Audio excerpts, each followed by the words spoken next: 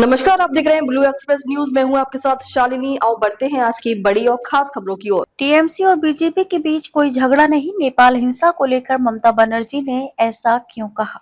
पश्चिम बंगाल के मुख्यमंत्री ममता बनर्जी और केंद्र की बीजेपी सरकार के बीच सियासी जंग तो पुरानी बात है। 2026 के विधानसभा चुनाव नजदीक आते ही ये तल्खी और बड़ी है, मगर पड़ोसी देश नेपाल में हाल की अशांति ने इस सियासी दुश्मनी को एक तरफ धकेल दिया है। दोनों पक्षों को अब मजबूरी में एक सुरक्षा सुलह करनी पड़ी है ताकि सीमा पर चौकसी बरकरार रहे। पश्चिम बंगाल का नेपाल के साथ करीब 100 किलोमीटर लंबा बॉर्डर है। इसमें सिलीगुड़ी का संवेदनशील चिकन स्नेक इलाका भी शामिल है। नेपाल में जेन-जी विरोध प्रदर्शन ने सियासी उथल-पुथल मचाई, जिसके बाद भारत ने अपनी सीमा पर निगरानी तेज कर दी। ममता बनर्जी ने साफ कहा, राष्ट्रीय हित के मसले पर तृणमूल और बीजेपी का कोई झगड़ा नहीं, हमें देश की सुरक्षा के लिए एकजुट रहना होगा।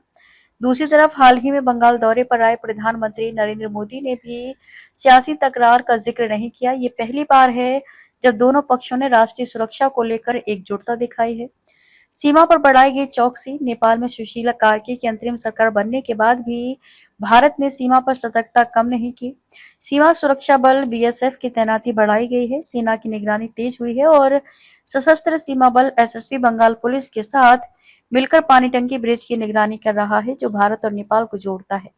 केंद्र और राज्य सरकार के बीच खुफिया जानकारी का आदान प्रदान भी तेज हो गया है। वहीं कुछ सूत्रों के मुताबिक पश्चिम बंगाल की अपनी खुफिया इकाई सक्रिय है और इसके निष्कर्ष नियमित रूप से प्रधानमंत्री कार्यालय और राष्ट्रीय सुरक्षा सलाहकार को भेजे जा रहे हैं। राज्य पुलिस प्रमुख राजीव कुमार खुफिया रिपोर्ट्स तैयार कर रहे हैं, जबकि मुख्य सचिव केंद्र के साथ तालमेल बनाए हुए हैं। हाल ही में कोलकाता के फोर्ट विलियम में एक अहम बैठक हुई, जिसमें रक्षा मंत्री राजनाथ सिंह और राष्ट्रीय सुरक्षा सलाहकार अजीत डोभाल ने हिस्सा लिया। ये बैठक पूर्वी कमान मुख्यालय में हुई, जिसमें सीमा सुरक्षा पर गहन चर्चा हुई। चीन का साया। खुफिया सूत्रों के मुताबिक काठमांडू के बाजारों में चीनी मुद्रा का चलन देखा गया है। इससे नेपाल में चीन के बढ़ते प्रभाव की आशंका जताई जा रही है।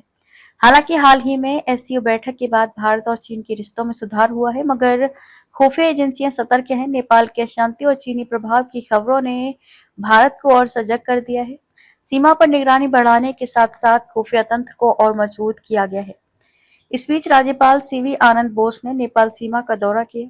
ममता बनर्जी ने सुरक्षा चिंताओं के चलते उन्हें ऐसा न करने की सलाह दी थी, लेकिन राज्यपाल के अड़ने पर उन्होंने पुलिस के साथ मिलकर पूरी व्यवस्था की।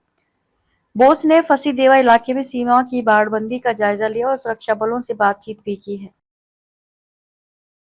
ऐसे ही लेटेस्ट अपडेट पाने के लिए हमारे चैनल को लाइक, फॉलो, सब्सक्राइब करें और बेल आइकन दबाना ना भूलें।